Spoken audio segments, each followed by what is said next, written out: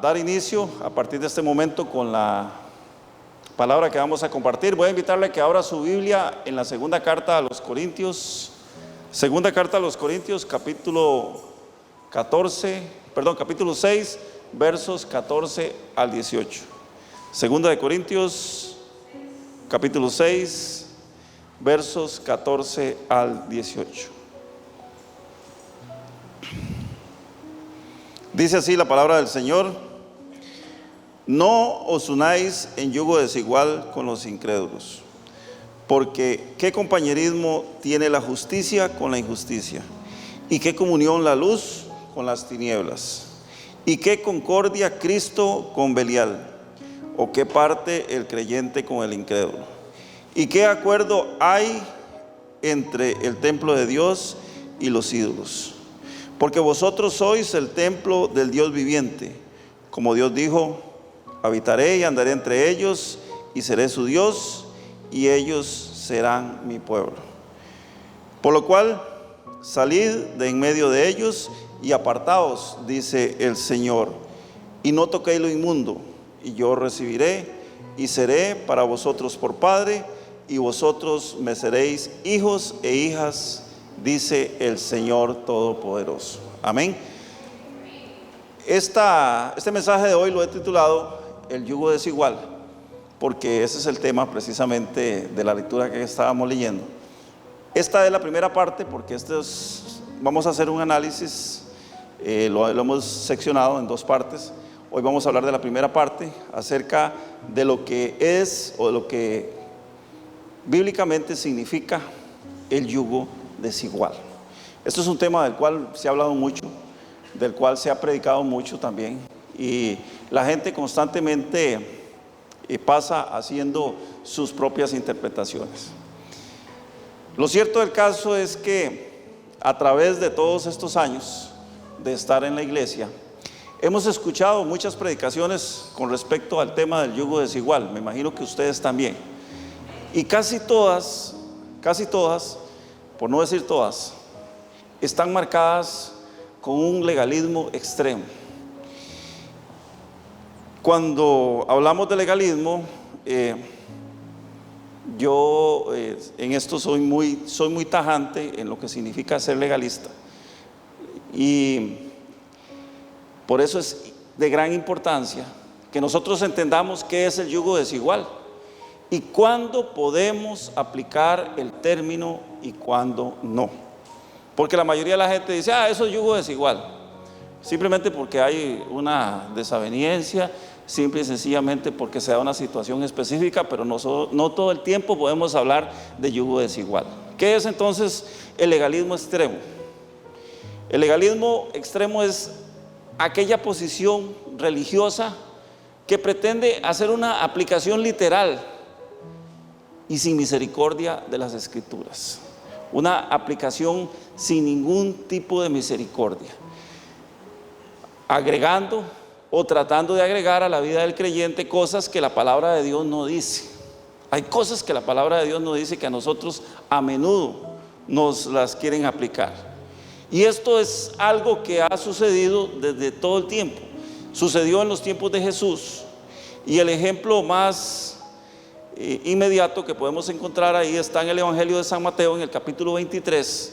Hay 3 versos muy claves sobre esto, sobre cómo el legalismo ha sido aplicado, se aplicó en los tiempos de Jesús también a las congregaciones. Recordemos que ellos tenían sus congregaciones, ellos se reunían en las sinagogas regularmente, y luego tenían sus reuniones especiales en el templo de Jerusalén. Jesús se reúne con ellos y les hace una exhortación, hablándoles acerca de lo que es esta posición del legalismo. Dice en el verso 13: mas hay de vosotros, escribas y fariseos hipócritas, porque cerráis el reino de Dios, el reino de los cielos, delante de los hombres, pues ni entráis vosotros, ni dejáis entrar a los que están entrando. 14: ay de vosotros, escribas y fariseos hipócritas, porque devoráis las casas de las viudas, y como pretexto hacéis largas oraciones, por esto recibiréis mayor condenación. Y el verso 15: ay de vosotros, escribas y fariseos hipócritas. Las 3 veces, cuando él se refiere a esta posición legalista, sale con esta frase: escribas y fariseos hipócritas. O sea, el que aplica esta posición cuando está al frente de una iglesia, o no solamente cuando está al frente de la iglesia, porque nosotros siempre decimos: ay, es que los pastores, es que los evangelistas, es que los líderes de la iglesia. No, esto es algo que nos atañe a todos nosotros. Recordemos que en estos tiempos, en principio, todos deberíamos conocer la palabra de Dios. Ya todos deberíamos conocer la Biblia. Todos deberíamos, por lo menos, no por legalismo, simplemente haber leído la Biblia una vez en nuestra vida. ¿Por qué? Porque a estas alturas, si somos cristianos y nos congregamos regularmente, deberíamos estar enamorados de Dios y deberíamos estar muy convencidos de lo que Cristo hizo por nosotros. Lo que pasa es que la mayoría de las veces somos simplemente simpatizantes de la palabra de Dios y nos gusta que nos la predican, pero no nos gusta leerla. Nos gusta que nos la enseñen, pero no nos gusta estudiarla. En el verso 15 Jesús dice: ay de vosotros, escribas y fariseos hipócritas, porque recorréis mar y tierra para hacer un prosélito, y una vez hecho, lo hacéis 2 veces más hijo del infierno que vosotros. Muy duras esas palabras, muy, muy duras. ¿Qué estaba diciéndole Jesús a los religiosos de su época? En términos muy costarricenses, en términos muy ticos. Número 1, que no picaban leña ni prestaban el hacha. ¿Ustedes saben lo que es eso? El que no hace ni deja hacer. Eso era lo número 1 que ellos hacían. Número 2, usaban un exhibicionismo para captar seguidores, a los cuales exprimían y les sacaban dinero. Dice que iban a las casas de las viudas, hacían largas reuniones, se hacían oraciones y trataban de congraciarse con la gente, pero su fin era otro: era aparentar ser muy, muy santos para sacarle provecho a las personas. Y lo tercero que Jesús dice es que estos tipos salían a predicar aparentando lo que no eran, para ganar nuevos convertidos. Lo vemos en nuestros días. La gente hace campañas y va a predicar y se presentan como la última Coca-Cola en el desierto y esconden todo lo que son.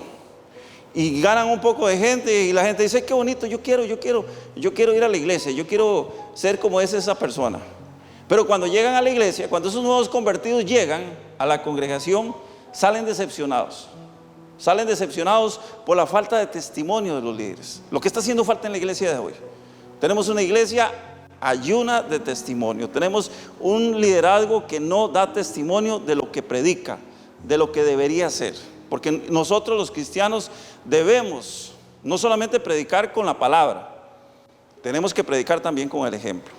Y en eso estamos quedando debiendo, todos. No solamente los que nos paramos aquí al frente. Sé que en mi caso yo tengo una gran responsabilidad con la gente que se congrega en este lugar, y la gente que me escucha también a través de la internet, los que se conectan en las predicaciones de YouTube. Pero también cada uno de ustedes tiene una gran, inmensa responsabilidad. ¿Y cuál es esa responsabilidad? Que la gente añore, que la gente desee, que la gente quiera tener lo que ustedes tienen, tener lo que nosotros tenemos. Pero a veces nos preguntamos: bueno, ¿y qué es lo que nosotros tenemos? ¿Por qué es que la gente no lo quiere? Porque no tenemos nada. Esa es la verdad. Ese es el legalismo. Y aunque todas estas cosas de las cuales Jesús hablaba siguen sucediendo hoy en día, cuando en lugar de predicar la palabra de la cruz, como dice el apóstol Pablo en la primera carta a los Corintios, capítulo 1, verso 18, que nos hace un llamado muy, muy especial, cuando él dice: porque la palabra de la cruz, o sea, el mensaje de la cruz, el mensaje de Jesucristo, lo que vino a ser Jesucristo en la cruz del Calvario, cuando nosotros hablamos de esto, dice el apóstol Pablo, es locura para los que se pierden. Claro que es locura, por supuesto. Porque cuando se nos predica decimos, ay, qué lindo, Cristo murió. Pero cuando nos dicen, bueno, ahora le toca a usted aceptar a Cristo, ahora le toca a usted aceptar a Cristo, entonces decimos, yo no juego, ahí no voy, no me gusta, no me parece. Por eso, en lugar de predicar la palabra de la cruz, muchas personas, muchos miembros de la iglesia, muchos líderes religiosos imponen a la gente cargas que ni siquiera ellos pueden llevar sobre sus hombros. Estamos en un mundo muy difícil, muy complicado. Estamos en un mundo cargado de problemas, cargado de pecados. Y el problema es que la mayoría de las veces las personas llegan a las congregaciones y, claro, ¿quién no llega cargado de problemas? Muchos de esos llegan cargados de problemas. Muchos de nosotros llegamos cargados de problemas. Pero de pronto se nos olvida que teníamos problemas. De pronto se nos olvida que nosotros también éramos parte del mundo. Y aquí también debemos hablar del legalismo extremo. Y cuando hablo de legalismo extremo, yo me refiero a la posición que asumen las personas cristianas cuando ven a los demás. Oiga, y esto es un síndrome muy interesante. Cuando ven a los demás y se sienten superiores a los demás. Yo siempre lo he dicho que en las iglesias casi por lo general usted va a encontrar el síndrome de la gallina. ¿Saben cuál es el síndrome de la gallina? Las gallinas, cuando viven en una comunidad, y en una comunidad, llamemos una granja, llamemos un gallinero, están ahí, tienen sus compañeras, entre ellas se conocen, y entonces no pasa nada. Pero lléveles una gallina nueva y suéltela ahí en el centro para que vea lo que le pasa. ¿Han visto eso? ¿Qué les pasa? ¿Qué le pasa, Emiliano? La agarran a picotazos, se le tiran encima. Ese síndrome de la gallina opera en las iglesias. ¿Por qué? Porque los que estamos aquí casi siempre nos creemos muy santos. Eso es legalismo extremo. Vemos a los demás y nos sentimos superiores a los demás, porque consideramos que nuestra vida ha sufrido un cambio radical. Y gloria a Dios, claro que sí, debería haber pasado. Debería haber pasado ya a estas alturas en nuestra vida. La palabra del Señor dice que en Cristo soy, ¿qué soy yo? Soy una nueva criatura, que las cosas viejas pasaron y aquí todas son hechas nuevas. O sea, soy una persona con un pasado horrible, horroroso, detestable, espantoso, pero Cristo me ha hecho nueva criatura. O sea, eso es pasado. Ahora estoy en Cristo y soy una nueva criatura. Pero el problema es que llegamos a la iglesia, nos creemos el cuento de que somos nuevas criaturas, y sí, en realidad somos nuevas criaturas si estamos en Cristo, y comenzamos a ver a los demás feo, los comenzamos a ver con otros ojos. Muchos de esos nuevos creyentes han olvidado de dónde Dios los ha sacado. Yo no sé si usted está consciente de dónde Dios los sacó. Yo sí estoy muy claro de dónde Dios me sacó. ¿Qué era yo antes de venir a Cristo? Y cómo eso tiene que ser de bendición, cómo eso tiene que proyectarse para que la vida de las personas que están a mi alrededor cambie. Precisamente era lo que hablábamos. La gente tiene que anhelar mi vida de cristiano. Pero si mi vida de cristiano es una vida vacía, sin testimonio, nadie va a querer anhelar eso. Va a decir, de ahí, como he escuchado a mucha gente decir, mejor me hubiera quedado en donde estaba anteriormente. No podemos olvidar de dónde Dios nos ha sacado. Y por tanto, cuando nos olvidamos de dónde Dios nos ha sacado, comenzamos a juzgar a los demás y a hacer escarnio de los demás. Y esto es muy duro, esto es muy difícil. Comenzamos a señalar, comenzamos a ver feo. He escuchado personas dejar sin pellejo, literalmente, sin pellejo, así.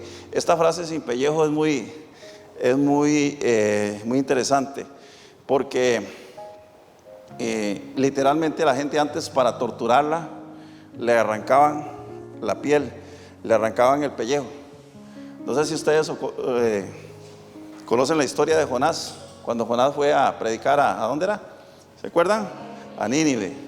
Jonás va a predicar a Nínive y Jonás odiaba a los ninivitas. ¿Por qué?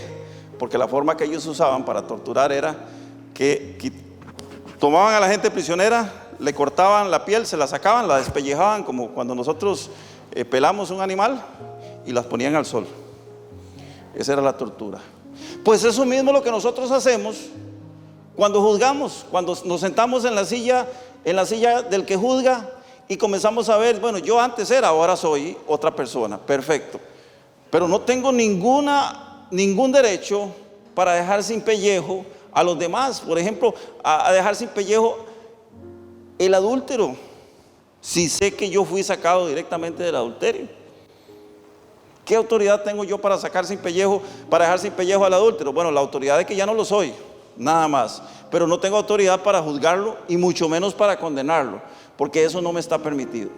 Algunos son simplemente fanáticos que piensan que por el simple hecho de ser miembros de la iglesia o de una religión pueden mirar a los demás por encima del hombro. Ese es un inconverso, ese es un impío, como vimos a la gente diciendo. Esos son los impíos. Y muchas veces somos más impíos nosotros, que juzgamos sin misericordia, que esas personas que puede ser que tengan mucho más testimonio que nosotros. Jesús nos ilustró esto en el pasaje de Lucas capítulo 8, versos 9 al 14. Quiero que le pongan atención, es un poco larga, es una parábola muy hermosa, y Jesús nos ilustra esto. ¿Qué autoridad moral tenemos nosotros? Lucas 18, 9 al 14. ¿Qué autoridad moral tenemos para juzgar a los demás? ¿Qué autoridad tenemos para andar juzgando a las demás personas? Recordemos que iniciamos la reunión de hoy hablando acerca del yugo desigual y de cómo el pasaje del yugo desigual lo hemos utilizado, lo hemos aplicado de manera equivocada. Dice el verso 9, Lucas 18, Jesús dijo esta parábola por algunos que estaban convencidos de ser justos y despreciaban a los demás. ¿Por qué fue que la dijo? Porque había gente que se creía muy buena, gente que se creía que tenía mucha capacidad para poder hacer de los demás escarnio. Y comienza la parábola, verso 10. 2 hombres subieron al templo a orar. Uno era fariseo y el otro era publicano. Trasladado a nuestros tiempos, podemos decir, uno era converso, como decimos nosotros, y el otro era inconverso. Palabra muy grande, porque muchas veces la palabra converso, aún a los que hablamos de Jesús a diario, nos queda muy grande. Dice, uno era fariseo y el otro era publicano. Digamos, uno era converso y el otro era inconverso. Verso 11, el fariseo, es decir, el converso, puesto de pie, oraba en su interior de esta manera. Oiga qué hermosa oración hacía este varón. Decía, oh Dios, te doy gracias porque no soy como los demás hombres, que son ladrones, injustos, adúlteros, o como ese publicano que está ahí sentado. O sea, o como ese inconverso que está ahí sentado. Y seguía el hombre hablando. Ayuno 2 veces por semana y doy la 10ª parte de todas mis entradas.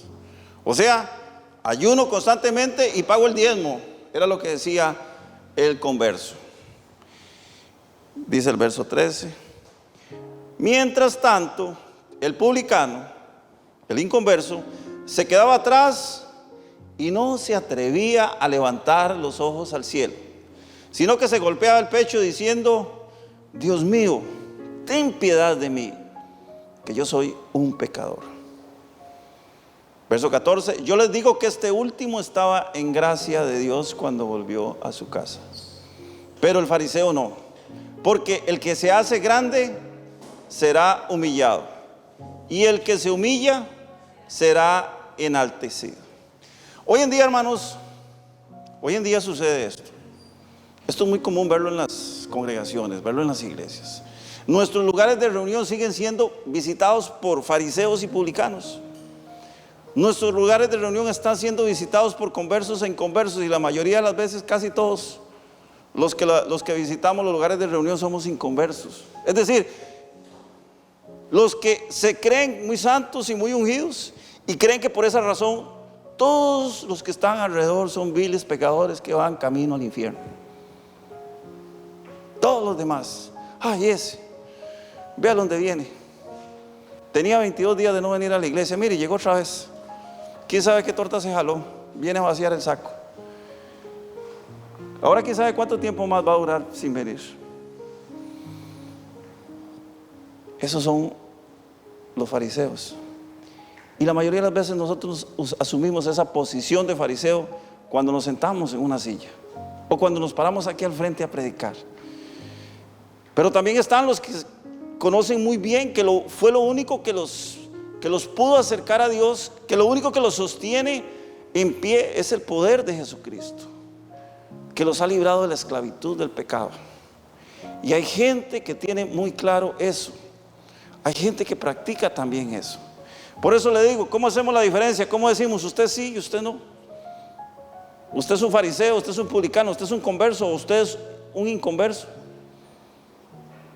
No tenemos autoridad moral para hacer ninguna de esas dos cosas. La verdad es que en este mundo, actualmente, lo que somos, ninguno de nosotros se salva de ser pecador. ¿Cuál es pecador?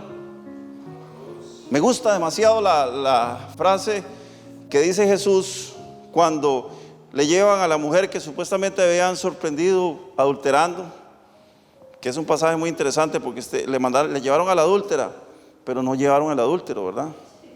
Y curiosamente la ley decía que los dos debían ser apedreados, pero le llevaron a la mujer, la malilla, y el vivazo se fue, el vivazo se escapó. ¿Qué dijo Jesús? El que esté libre de pecado, que tire la primera piedra. Esta semana, hermanos, yo leía en redes sociales una frase que me llamó la atención, incluso la copié. Dice así: usted no puede juzgar a la gente solo porque pecan de una forma diferente a la suya. Digo, qué bueno, qué excelente. Pero qué bueno, ¿verdad? Excelentísimo. Usted no puede juzgar a la gente por el simple hecho de que pecan de una forma diferente a la suya. ¿Y qué somos todos en el fondo? Pecadores, por supuesto. He escuchado a personas que están en fornicación y se la pasan juzgando a los que están en adulterio. ¿Sí? Por supuesto. Chismosos diciendo que los homosexuales no tienen perdón de Dios. También. A fin de cuentas, hermanos, entendamos de una vez por todas, todo es pecado, llámese como se llame. Llámese como se llame. Eso no lo escribimos nosotros en la Biblia, eso lo escribieron los varones que fueron inspirados por Dios. Y está en la Biblia, y porque la Biblia lo dice, el pecado es pecado y punto. No hay nada más que hablar. La moraleja de todo esto es que no debemos olvidarnos de dónde Dios nos ha sacado. No debemos olvidarnos de dónde Dios nos sacó. Y volviendo al tema del yugo desigual, nos encontramos en la palabra de Dios un versículo muy interesante. Ya lo leímos anteriormente. ¿Qué dice la palabra de Dios con respecto al yugo desigual? Dice, ¿cómo es? No debemos unirnos en yugo desigual. No os unáis en yugo desigual con los incrédulos. ¿Qué significará esa palabra? ¿Qué significará la palabra incrédulo? Porque mucha gente ha usado como excusa este versículo para no predicar la palabra a los inconversos, como les llamamos nosotros, a los que andan por ahí en la calle, o a la gente que comete pecados visibles. Usted sabe que hay pecados visibles y hay pecados invisibles.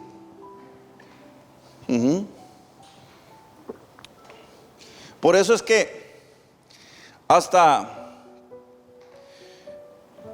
nos atrevemos a llamar pecadores a aquellos que andan exhibiendo en la calle su pecado. Ese es un pecador. Claro, definitivamente es un pecador. Y les ponemos nombres. La sociedad se ha encargado de estigmatizar el pecado y de ponerle nombres para poder etiquetar a la gente. La gente anda colgando una etiqueta. A la prostituta le llamamos prostituta. Al ladrón le llamamos ladrón. O sea, al que roba le llamamos ladrón. Al que mata le llamamos homicida. A los que hacen fraude le llamamos defraudadores. Y hoy está muy de moda esto de que hay defraudadores pobres y hay defraudadores de cuello blanco, ¿verdad? Que esos quedan impunes. Pero hay etiquetas para cada uno. A los fornicarios, ni qué decir. A los adúlteros, ni qué decir. Y ahí podemos seguir haciendo la lista larga, porque todas estas cosas no son inventos. Los pecados no son inventos de la gente. Los pecados simple y sencillamente es el código que Dios creó para hacernos entender que hay conductas nuestras, conductas humanas, que ante los ojos de Dios no son correctas y que ofenden a Dios. Para eso fue que el Señor creó esta, en derecho se le llama tipificación. Creó los tipos penales o los tipos del pecado, trasladado a nuestro sistema. Por eso es que existen en la palabra de Dios, porque son conductas que ofenden a Dios. Pero es interesante, ¿por qué? Porque estos son los pecados visibles, pero no consideramos todo aquello que pasa en lo oculto. Y la mayoría de las veces no sale a la luz. Ustedes lo saben, usted tiene pecados ocultos, yo tengo pecados ocultos que solo yo conozco, creo yo, ¿verdad? Solo yo conozco mis pecados ocultos. Todos tenemos pecados ocultos, ¿quién no? Por supuesto. Esos no salen a la luz. Y entonces por eso normalmente a mí no me van a etiquetar, o a usted no lo van a etiquetar, jamás, salvo que en algún momento se dé a conocer. La mayoría de las veces no pasa, la mayoría de las veces no sale a la luz, no es visto por las demás personas, por los demás hombres. No incluyo, por supuesto, dentro de esta excepción a Dios, porque sabemos que a Dios no se le pasa nada, ¿verdad? Como decimos, Dios está en todas siempre. Dios nos ve siempre. Y cuando creemos que estamos bien escondiditos por ahí pecando, como dijo la Lora, Jesús te mira, ¿verdad? ¿Saben el chiste de la Lora? No se los voy a contar. Jesús te mira, Dios nos mira. Ningún pecado se le pasa a Dios. A Dios no se le escapa absolutamente nada. Pero, ¿qué pasa? ¿O dónde están esos pecados ocultos o esos pecados que nosotros llamamos invisibles? Si hacer yugo desigual fuera que no nos relacionemos con la gente por temor a contaminarnos, porque esta es otra, ¿verdad? Ahora, al principio hablábamos acerca del legalismo extremo. Y ay, no, Dios guarde, yo no hablo con esa persona porque me contamino. Yo no hablo con ese porque es muy malo, es un vulgar, es un mal hablado, es una persona que no dice, no hace nada positivo. Si nosotros no hablamos con la gente por temor a contaminarnos, entonces, ¿quién califica para ir al cielo? ¿Quién está calificado para ir al cielo? ¿Cuál de nosotros estaría calificado para ir a ser perdonado por Cristo a los pies de la cruz? Si vamos a la palabra, nos encontramos que Jesús se reunió con los pecadores cada vez que pudo. ¿Y por qué era que Jesús se reunía con los pecadores cada vez que podía? No era como decían los fariseos y los publicanos. ¿Qué decían de Jesús? Es que Jesús es un gran tapiz, es un gran borracho, y se reúne con ellos a tomar vino, porque en ese tiempo lo que se tomaba era vino. No existían las Coca-Cola, ni las Fanta, ni las Pepsi. No le estoy haciendo propaganda a ninguna de ellas, conste, ¿verdad? Pero si hubiera habido otra cosa que tomar, seguramente se hubiera sentado a tomarse un fresquito ahí, un cafecito. Tampoco ellos no tomaban café. La bebida que se tomaba en ese tiempo, además de que era muy saludable, era el vino. Y Jesús se sentaba y a Jesús le decía: usted se sienta a tomar con los pecadores, usted es un borracho. ¿Cuál es la verdadera razón por la cual Jesús se sentaba con ellos? A comer, a disfrutar de una copa de vino. ¿Cuál era la razón? Porque él les llevaba el mensaje de salvación. Esa era la diferencia. Él les llevaba el mensaje de salvación. Por supuesto, era la única forma de que ellos lo escucharan. Y era la única forma de que él pudiera escucharlos. Él tenía que saber, conocer cuáles eran sus problemas, cuáles eran sus debilidades, cuáles eran sus necesidades. Y entonces, como les digo, compartiendo con ellos un almuerzo, no un café, porque no había café, bueno, digamos, supongamos que era café, compartiendo un cafecito, tal vez una copa de vino, él se acercaba con ellos y hablaba, los escuchaba, les predicaba la palabra, y así muchos de ellos se convirtieron. Muchos de ellos conocieron la verdad, porque recordemos que el que conoce la verdad le hace libre. El que conoce la palabra de Dios le hace libre. Ya no va a ser más esclavo del pecado. Pero tenemos que conocer la verdad. ¿Y cómo hacemos para conocer la verdad? Sentándonos a la mesa con Jesucristo. Es la única manera. En el Evangelio de San Marcos capítulo 2 verso 16, San Marcos capítulo 2 verso 16, hay un ejemplo de esto. Jesús estaba siendo acusado por ellos. Jesús era acusado por los religiosos, por los ultrarreligiosos, por los que se creían muy buenos, por los que se creían muy santos. Y dice: al ver los escribas y los fariseos que él, o sea que Jesús, comía con pecadores y recaudadores de impuestos, decían a sus discípulos: ¿por qué él come y bebe con recaudadores de impuestos y pecadores? ¿Por qué era que Jesús se sentaba con ellos? Y la palabra me dice que yo no me debo unir en yugo desigual con los incrédulos. Estamos tratando de descubrir cómo realmente podemos interpretar este pasaje y aplicarlo a nuestra vida de creyentes. Cuando analizamos esto, vamos a encontrar entonces que definitivamente hay algo que debemos investigar más en el texto bíblico para poder entender esta frase. No nos podemos unir en yugo desigual con los incrédulos. Yo creo que no la hemos entendido hasta ahora. ¿Qué significa estar unido en yugo desigual con los incrédulos? El texto continúa diciendo, ahí mismo en el verso 15, el texto de lectura de inicio, dice, 2 de Corintios, capítulo 6, verso 15: ¿y qué concordia Cristo con Belial? ¿Y qué parte del creyente con el incrédulo? La palabra Belial tiene un significado muy amplio en el idioma hebreo. Cuando usted va a la raíz de esa palabra, se encuentra que es una palabra compuesta que significa el de ganancias corruptas, el desobediente o el rebelde.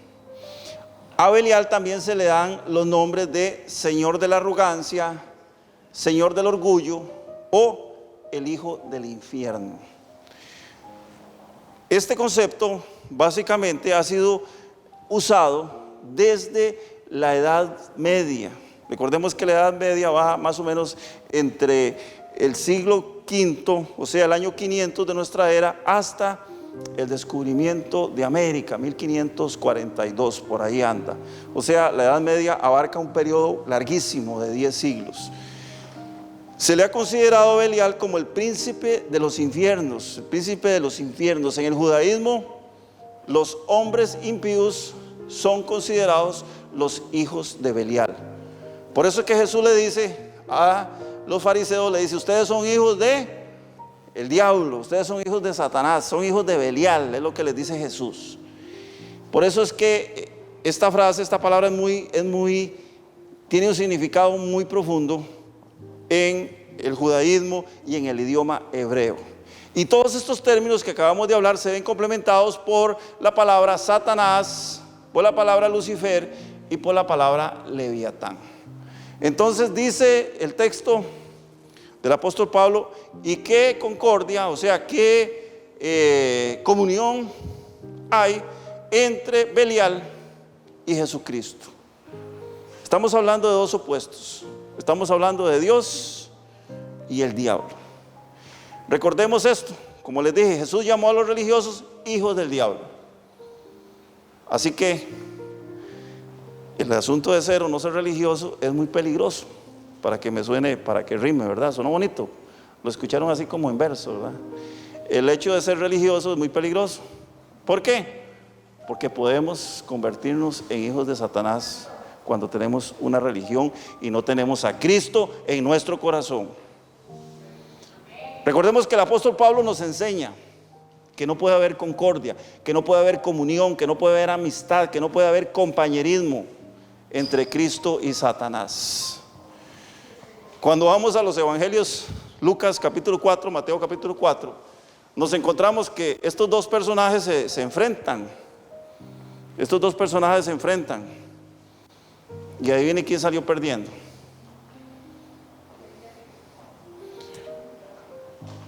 El mismo diablo, ¿verdad? El mismo Satanás salió perdiendo, el mismo Belial. ¿Por qué? Porque Cristo es el Hijo de Dios. Cristo es más poderoso. Cristo lo venció en la cruz del Calvario. Y por eso es que nosotros, yo le insisto mucho a la gente, no tenga tanto miedo. No se pase la vida atormentándose, pensando, ay, que el diablo me hizo, que el diablo me va a hacer. Satanás no tiene poder sobre su vida. La palabra de Dios nos enseña que si nosotros tenemos al Espíritu Santo, no podemos recibir la influencia de Satanás. Satanás no nos puede tocar. Pero la gente vive asustada pensando en que el diablo aquí, que el diablo allá. Léase Mateo 4 y léase Lucas 4, los dos capítulos. Nos hablan acerca de un pasaje muy interesante que es la tentación de Jesús y cómo Jesús lo venció en ese primer round. Después vino un segundo round que fue ya el golpe definitivo, cuando Cristo estaba en la cruz del Calvario. Y cuando el diablo se reía y decía, ya, lo vencí. Pero lo que no sabía es que al tercer día Cristo iba a resucitar para siempre y nos iba a regalar esto que tenemos hoy, que se llama la vida eterna. ¿Cuántos dicen amén?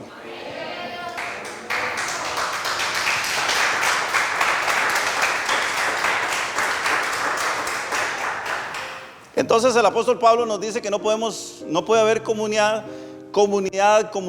amistad, compañerismo entre Satanás y el diablo. Satanás y el diablo es lo mismo. Lo estaba probando a ver si me estaban poniendo atención.